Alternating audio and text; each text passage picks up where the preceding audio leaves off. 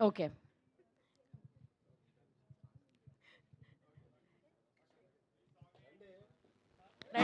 SKN గారు please. Dheeraj గారు please join. Dheeraj గారు మీరు వెళ్తే ఎస్కేఎన్ గారు వస్తారు.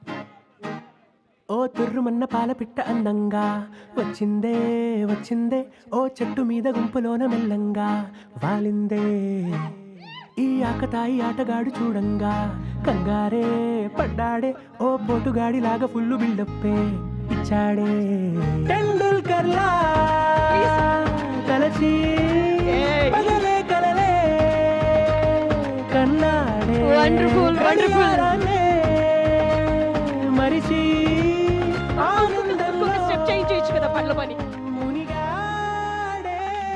చిందర వందర చిందులేస్తున్న గందరగోళం చెయ్యమంటున్న అల్లరిలోన అందరిలోన ప్రపంచాన్ని మరిచే. బడిలో పాఠం చవిన పడదంట, గుడిలో అయినా భయము లేదంట, దేవుడు కూడా అడిగే వరమే కదా బాల్యమంటే.